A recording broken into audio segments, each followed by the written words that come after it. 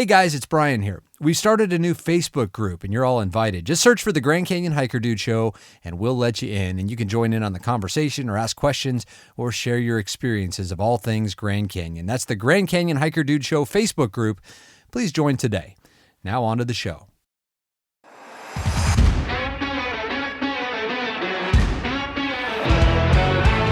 A training guide for rim to rim and the author's personal triumph in the Grand Canyon. My name is Brian Special, and this is the Grand Canyon Hiker Dude Show presented by Bright Angel Outfitters. At brightangeloutfitters.com, you'll find completely free resources like the Grand Canyon Shade Tracker, our ebook, A Beginner's Guide to Rim, videos, podcasts, and more. You can also have a look at our Rim to Rim pack, the day pack design from my own canyon adventures, featuring 6 pockets and pouches on the front shoulder straps and a fully insulated hydration compartment that'll keep things cool a lot longer than you'd expect. That is the Rim to Rim pack, available exclusively at brightangeloutfitters.com.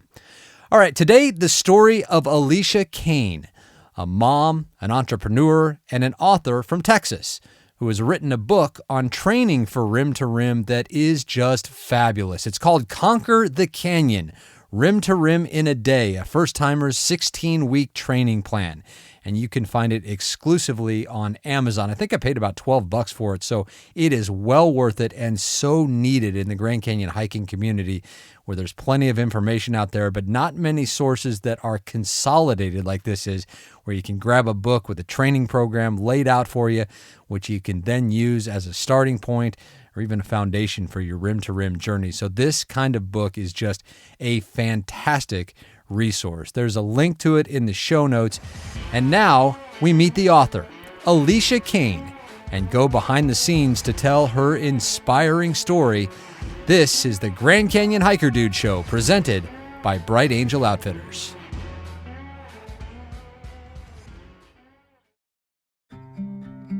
Life can sometimes be its darkest just before you see the light. I had come out of a really horrific divorce in 2018, and I was solo parenting 7 children by myself, and I had felt incredibly beat down by life. I had lost a business, I had lost my home, I had just gone through some really traumatic experiences through all of that, and I felt very insignificant and just kind of questioning, what am I capable of in life? Alicia Caine would start to find answers on the trail right about the time COVID hit, and along with it, a lifestyle change and a new passion. So I got into trail run during that time, and I had only run, like a 10K prior to that, and I started just chipping off larger distances each time. I'd be like, I just did that 10K. I wonder if I could do a half marathon. Then I do a half marathon. I was like, oh, I just did that. And I went from 2020 to 2022. I had gone from doing a 10K to a 50K in just a matter of 2 years.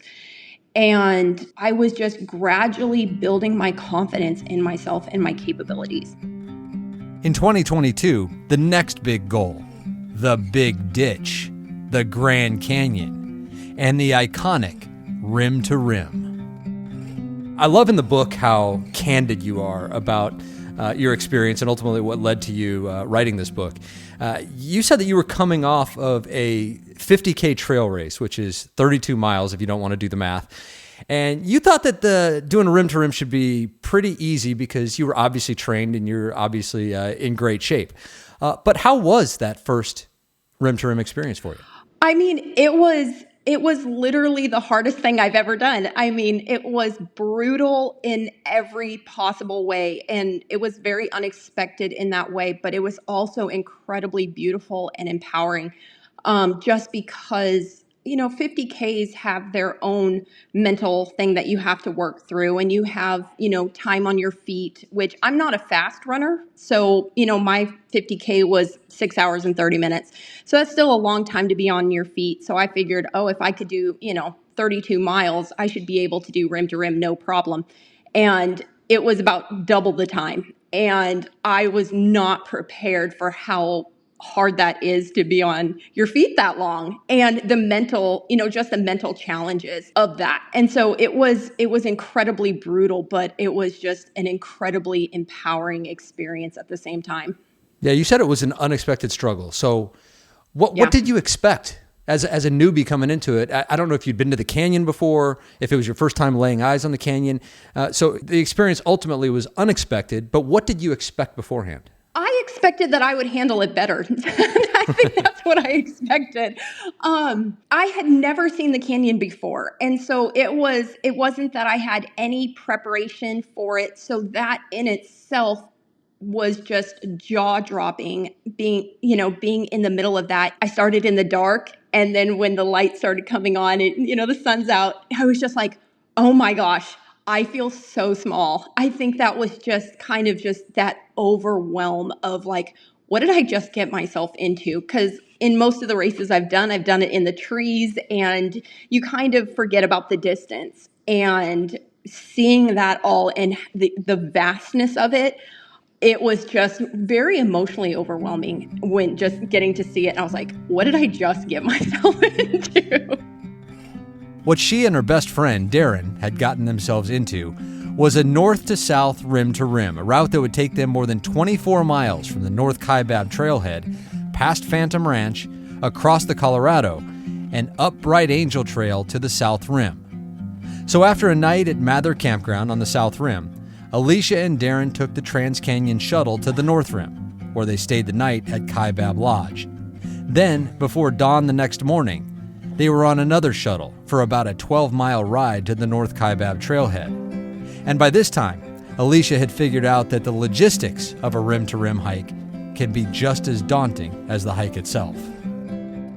I did a lot of research ahead of time. I had been in a Rim to Rim Facebook group for probably a year before I actually set out to do it. So there was a lot of mental planning ahead of time, strategizing the time of the year that we chose. We chose October just because of the temperatures. That was something that was incredibly important to us, because I was just like, I don't want to take any unnecessary risks. And so I did not want to go in extreme heat, and I didn't want to go in extreme cold. So October, we went the first week of October, and that seemed to be like really a golden time. And so I was really strategic in that sense of my timing. In my research, I wanted to see, like what other people's experience were in the challenge of just climbing out of the canyon. And so I chose to come out on Bright Angel just because of the less amount of incline. And I felt I have a really good, strong downhill game. I don't have a very good uphill game. I knew that about myself ahead of time. And so I was like, I think I want to come out on Bright Angel. And so that was the strategy we took. Alicia and Darren had left their campsite set up on Mather on the South Rim, so they were in no real hurry. They decided to skip Ribbon Falls, instead hoping to come back one day. This trip was going to be about making it across, straight through, no matter how long it took. We didn't have a time goal because we both had gone into races with 50Ks, just knowing sometimes it's best to just enjoy the experience and just do what works best for your body and listen to your body. Don't try to beat time. And so for us, we just went into it. It's like, let's just really enjoy this experience. And if we need to rest, let's rest. If, just kind of go with how our bodies feel. We did think we were going to end faster than we did, but it wasn't a disappointment at all. We took, the breaks that we needed, and we were glad that we made those choices that we did. How excited were you guys when the shuttle drops you off? You're standing there at North Kaibab. There's like electricity in the air in this remote place, isn't it? It's just like, here we go, this bucket list hike into the Grand Canyon. How excited were you guys, and how were you feeling? I don't think, for me, it didn't feel real at the moment. I don't remember having excitement because it was so dark. You didn't know where you were. And so that was kind of a really weird experience because it's so dark, you can't really tell, especially on the climb down. You don't really see what's going on other than the headlamps ahead of you, and which is just such a cool experience in itself. That is just really fun, these little dots of headlamps along the trail as you're looking down. But It wasn't until the sun came out and the sunrise was hitting was like, oh my gosh, this is really happening. That's when it really hit me of we're doing this. And so it was like in the dark, it still felt really surreal to me. And I don't get, anxiety or nervous because I have done races. I just know what to expect in those kind of things. And I just have a generally chill personality anyways.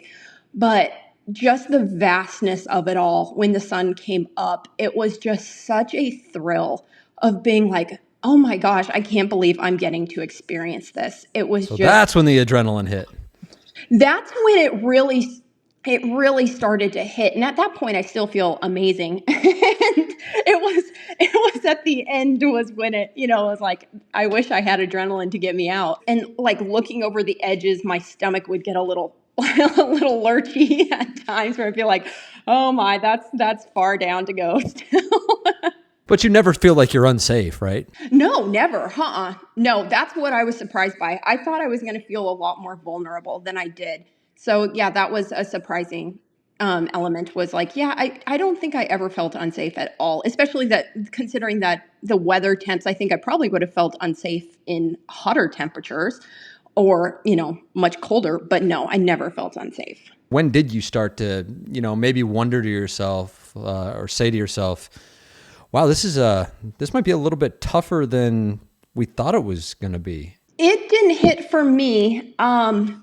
We ended up, I don't remember at what mile this was. We were still coming down at this point, and we both kind of got the urge to be like, let's run.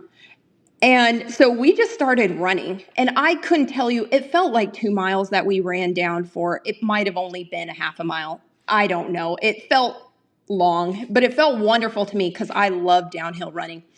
And my partner's knees really started to bother him. And he was like, I don't want to run downhill anymore. He's got a strong uphill game, not as good with downhill. And he's like, I don't want to run anymore. So we decided to okay, let's just walk.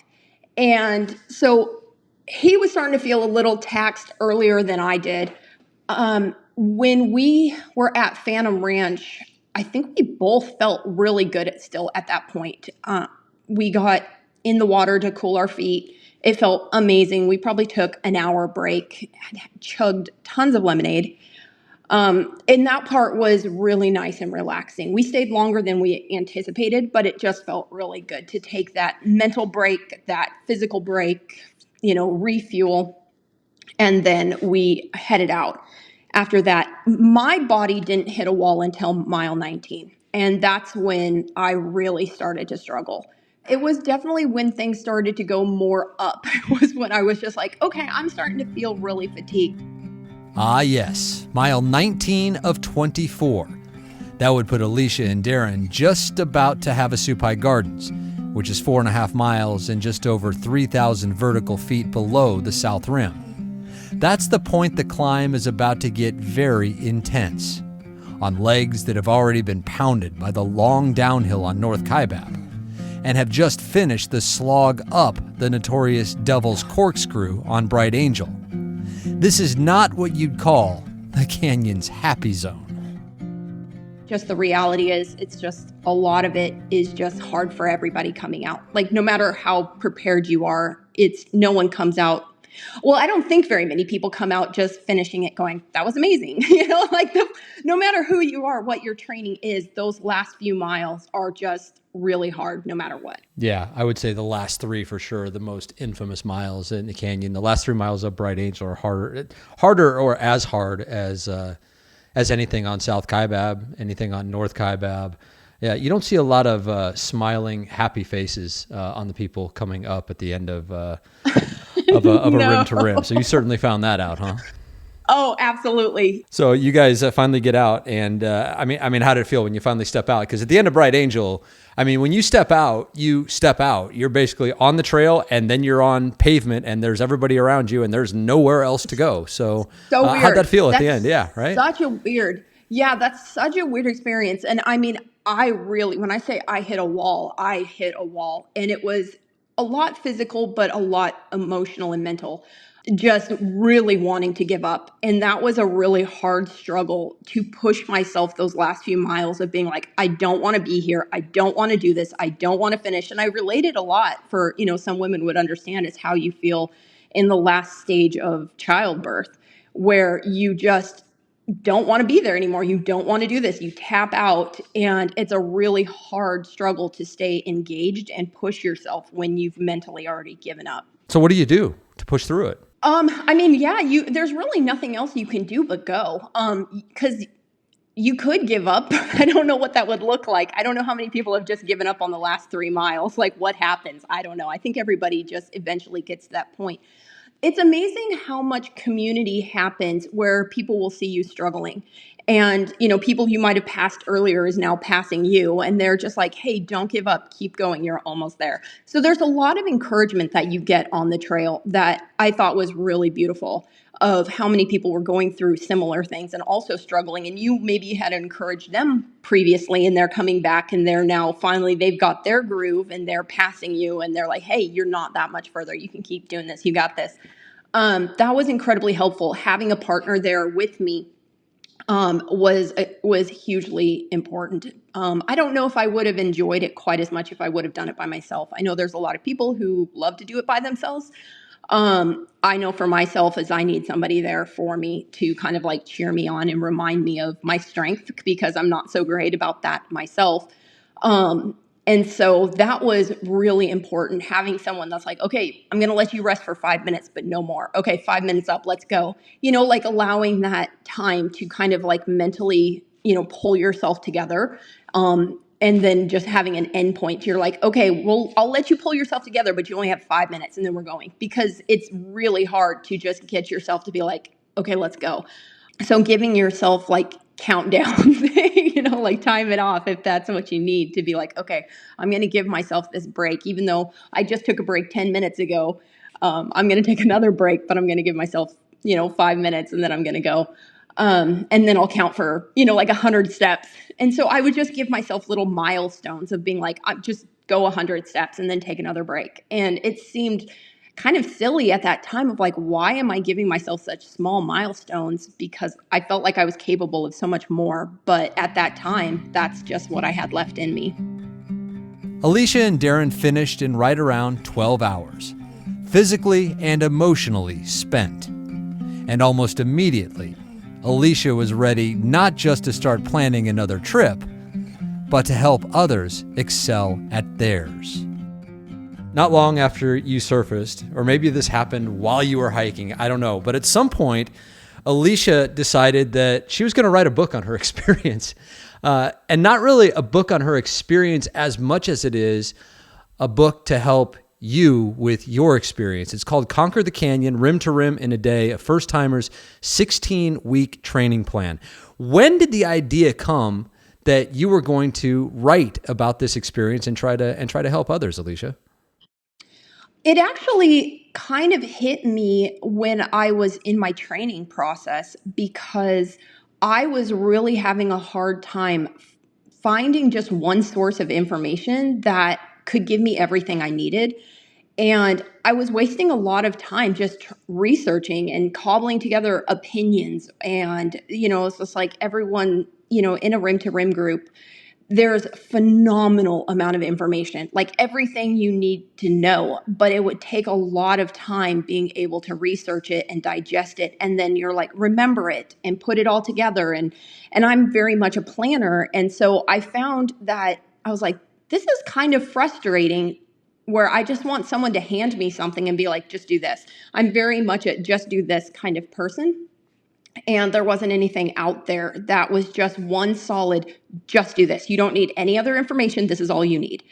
Because there's so much out there that can kind of overwhelm you and almost discourage you when you have too much information. And so I kind of was like, what are the things that were the most important for me to know?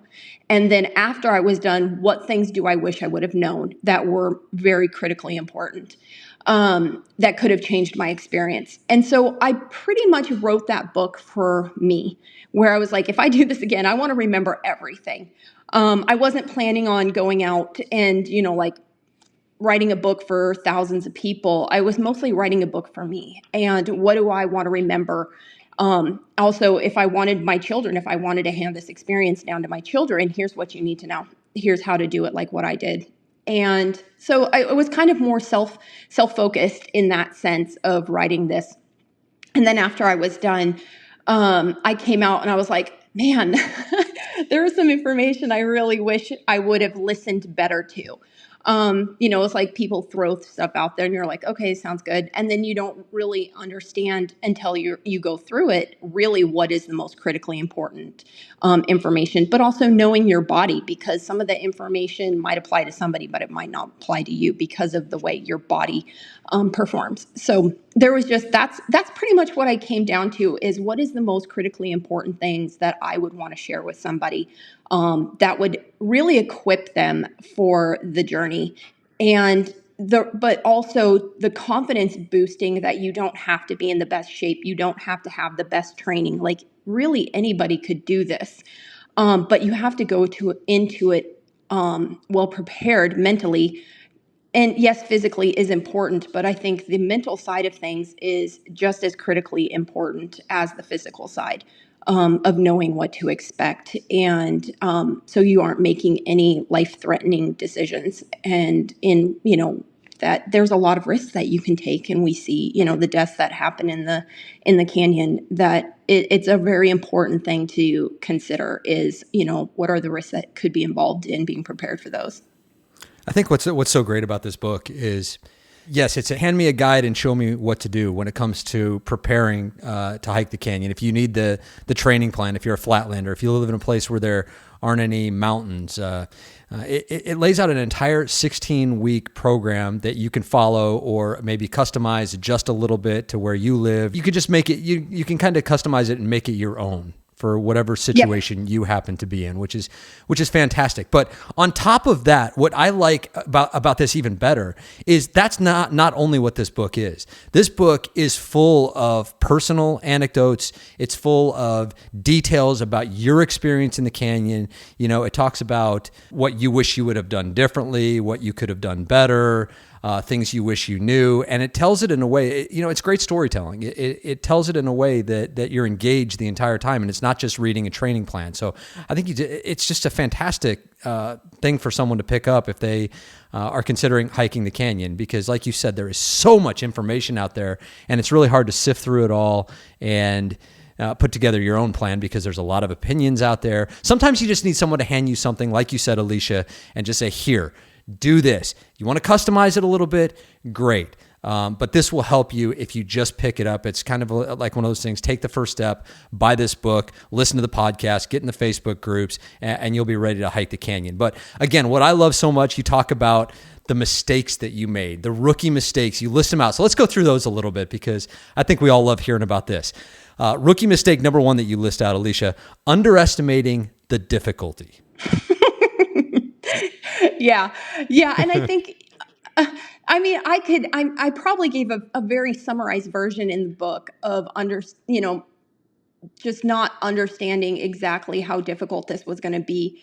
And for people that live in, around mountains and are hiking all the time, elevation, they would probably laugh and go, we do mountains all the time. This isn't that difficult.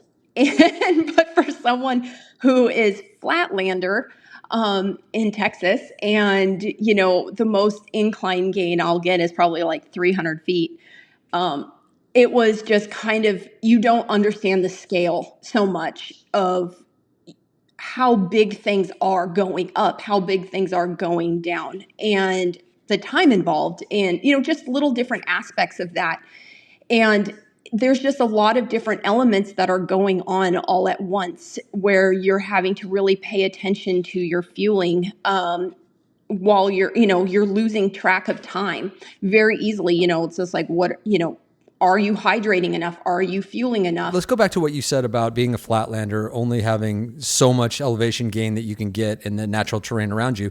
So what do you recommend? What is the best thing that someone can do to prepare for basically 11,000 feet of elevation change on a rim-to-rim hike? Well, for me, that was the one thing that I felt undertrained in when I went in, but I still I went into it still slightly prepared. And by being slightly prepared, what I did was I did hill repeats, where I found the steepest hill I could, and I would just go up and down it and up and down it for an hour.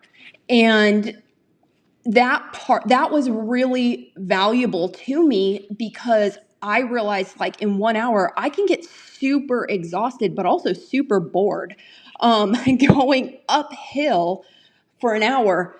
And I thought an hour would be sufficient training. I don't think I ever went more than an hour doing hill repeats. I got incredibly bored in that training. And afterwards, I was kicking myself and I was like, I should have done more like 2 to 3 hours, like did less flatland training of time on my feet and more just sticking with hill training, going up and down, even if I didn't, if it was the same hill. And I think that that's the thing that I didn't adequately do enough of, that I wish I would have done more, but I still had a good base. And so I felt like I had, a better base just doing those hill repeats. I also did the Stairmaster a lot, but Stairmasters don't really help you with the downhill. You're just doing the uphill. So it's supplemental, but you have to realize you're only training yourself for going up. And a lot of people don't have the ability to mentally do 2 hours on a Stairmaster. Like that's incredibly boring, but you don't realize that your hike out could be 5 hours. So it's like mentally, how do you feel about going uphill nonstop for 5 hours? Have you thought about that? So just underestimating those kind of things. Like what does it feel like to climb stairs for 5 hours? Think about it. Yeah. Okay, let's hit on another rookie mistake. And this book is broken into sections, and I love it. And this is a section of it. The sections are why it's important to train, rookie mistakes, which we're landing on here, training timeline, 16-week schedule, strength training, nutrition and hydration, and gear. So there's a lot of information in there. I love landing on the rookie mistakes, though. So we've done underestimating the difficulty. The next one you said, not hydrating properly. Did that affect you on the hike? Did that catch up to you? Massively, massively. So the hydration issue was, I screwed that thing up completely. And I should have known better because that's one of the things that I do the best in my 50K training. And I really screwed that one up for multiple reasons. One of them was that I took a bladder that was larger than I really should have been carrying. So the weight of the water was heavy on my back. And I don't What have a size great bladder back. did you take? What size did you take? I took a 3 liter. Okay. And I probably would have been better with a 1.5 or a 2, something a little less heavy on my back, and just would have made the intention of every time I hit a water spigot, just refill it. So what having a larger one did is, like, not only did it put a strain on my back, but it also gave me a false sense of security. I would feel it and be like, I've got plenty. Well, I'll just keep going. And you would not consider how far it is to the next place. So you kind of feel like you have this, like, I'm fine, I'll keep going. And it would have been a better practice to just be like, no matter what, every place I'm stopping and filling it. That was the one thing I really wish I had done, is just, it doesn't matter how full it is, we're just going to top it off. That was one of the things so at the end, when I had run out of water, I don't remember at what point that was at, as it's now foggy in my memory, but at one point, as you came up Bright Angel, you ran out of water? Yeah, so Oh, no. well, I think I wasn't climbing out yet. I hadn't gotten to a spigot. And so I did have a water purifier. And so I was able to stick it into a small stream at one point, and I was able to purify it. But the water was so hot coming off the stream that it just made it not enjoyable for drinking. It made it really hard for me to want to chug hot water. And so I made some mistakes like that, where and it's not good to rely on a partner being like, while I took some of his water at times, you don't want to put them in a risky position either, that they're running out of water either. So that was one thing that I started moderating my water more, just because I was like, oh man, I'm about to run out and I don't know when I'm going to get my next one. So I wasn't intaking the proper amount. So that was one of my big issues. And then also one of my issues is I believe I did Tailwind in it as well. And I was like chugging a lot, but I was intaking probably too much sodium, and it kind of made my stomach upset at the end. So And you so put the Tailwind, which is an electrolyte powder, essentially, you put that into your main water supply into your bladder? Yeah. And that's what I typically do when I race. But and I don't usually drink straight up water in a race because it's a lot shorter.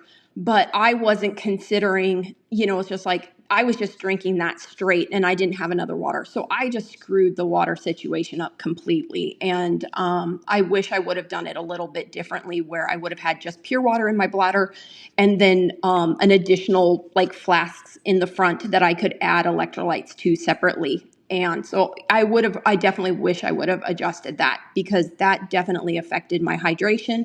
It threw off my electrolytes. And so those were some of my biggest struggles. You were surely able to use your experience in trail running and racing to plan out your nutrition strategy. What did you take? What did you take to eat? What ultimately, did you take too much like everyone seems to do on a rim to rim? What worked for you? What didn't? I did it a little bit differently than my racing, because in my racing, I generally don't eat a lot of food. I usually just rely on the Tailwind, because it's like in 6 hours, you don't need a whole lot of food. I had things like I had these Mama Chia pouches. They're like chia pouches with like a fruit juice. I had applesauce pouches. I had jerky. I had a really weird assortment, but I had my calories like almost perfectly of what I needed. Like peach gummy rings, some dried mango.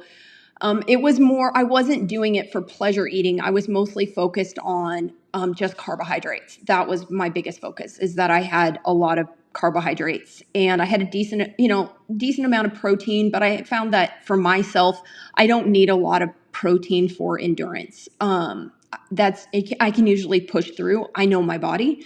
So I think that's what's really important also in the training aspect, is that people really dial in their nutrition, knowing what their body works best with in longer periods when they do hikes and stuff, so that you know exactly what you need to be eating on the trail, like exactly what you're going to eat and when you're going to eat, because you know from experience of how you've been doing that in your training. Like, don't do something new and different in the canyon because you don't know how it's going to respond. And what I did differently is that I threw in jerky.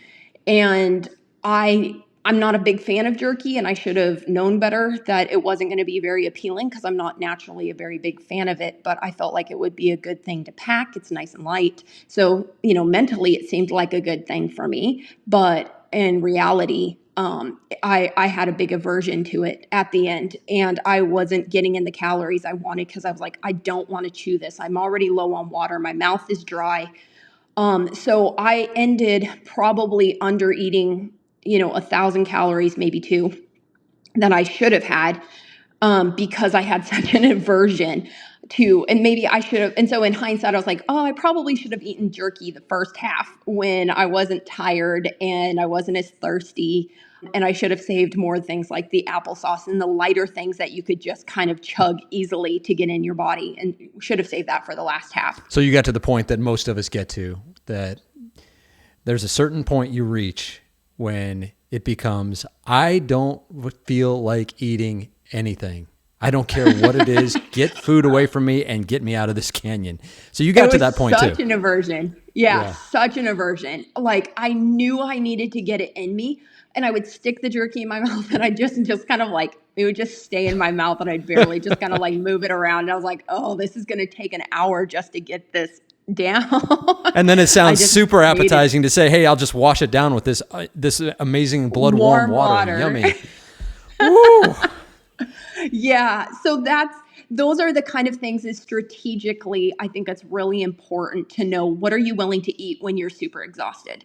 And I realized it's like, okay, actually applesauce packets, those little things, you just squeeze them. It takes very little effort, to get those kind of things down. I wouldn't encourage people. I know some people sometimes talk about doing endurance gels.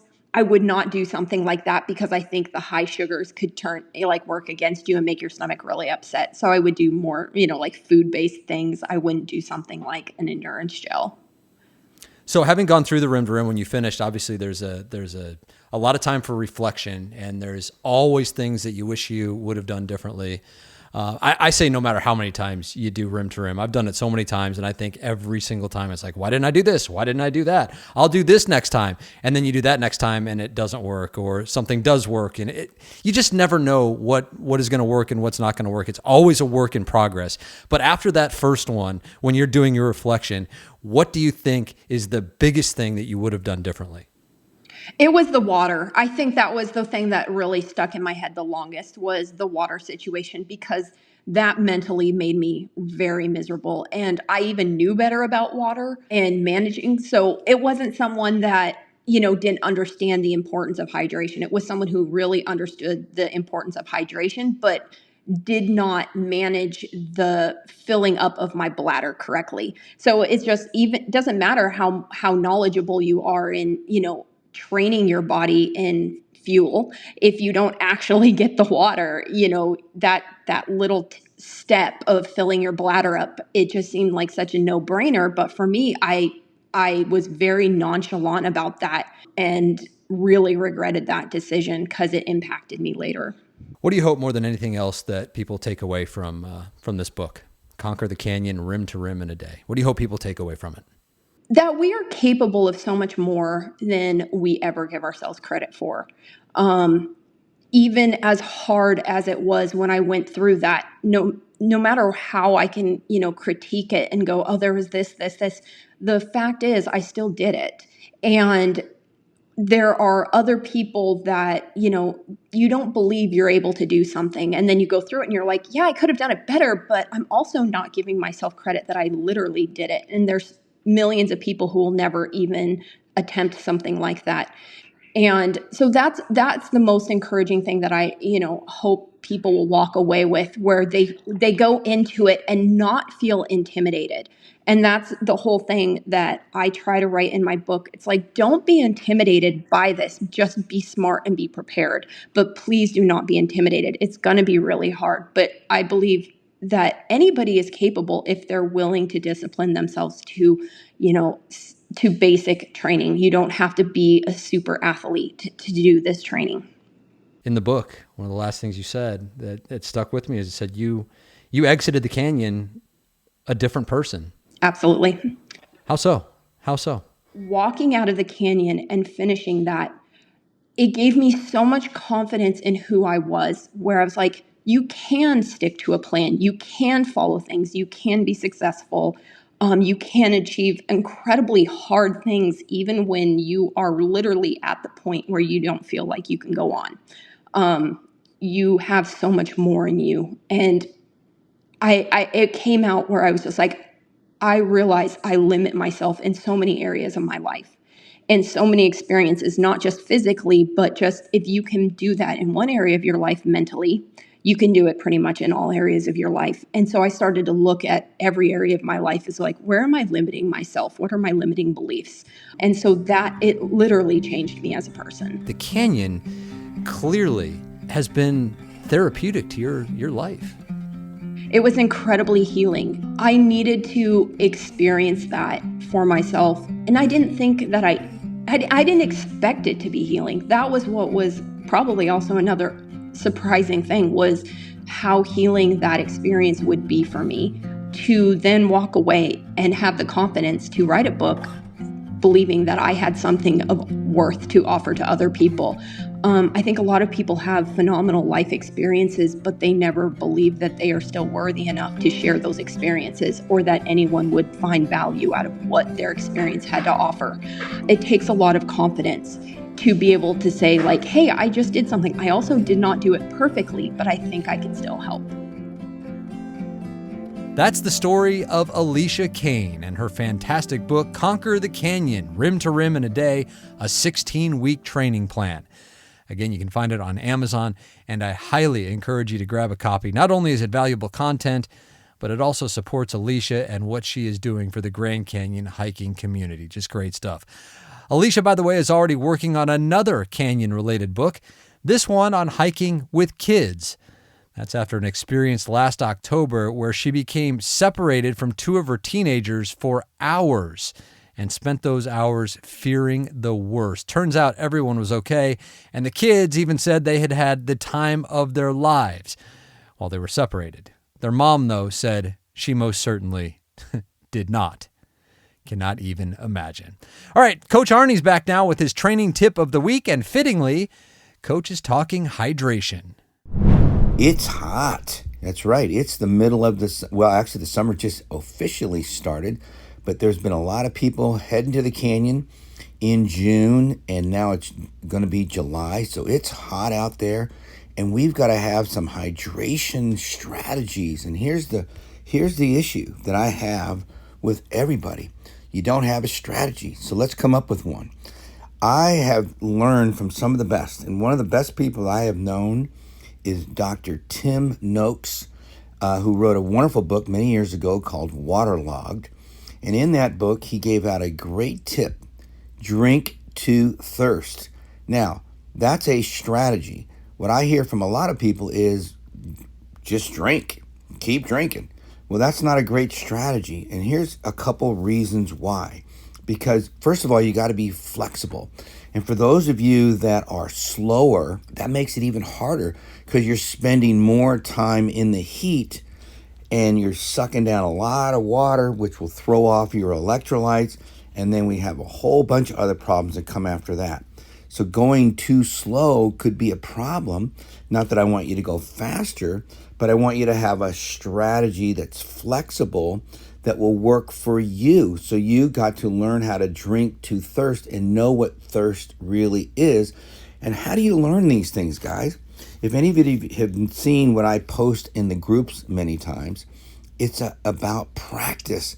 You know, I'm out in the heat all the time here in Arizona, and I am constantly practicing my hydration strategies on how I take in electrolytes, how much fluids do I need, when do I need to increase my fluids, how am I feeling. I'm constantly practicing and monitoring. And I know that I'm different, but you can be different too. You can do these things where you're at as well. But you've got to come up with a strategy that works for you, that you can be flexible with, that works, that you've practiced. And I promise you, that hydration strategy will work for you if you work it. I promise you, it'll make your canyon trip better and safer. Practice hydration. Learn how to drink to thirst. I love you guys.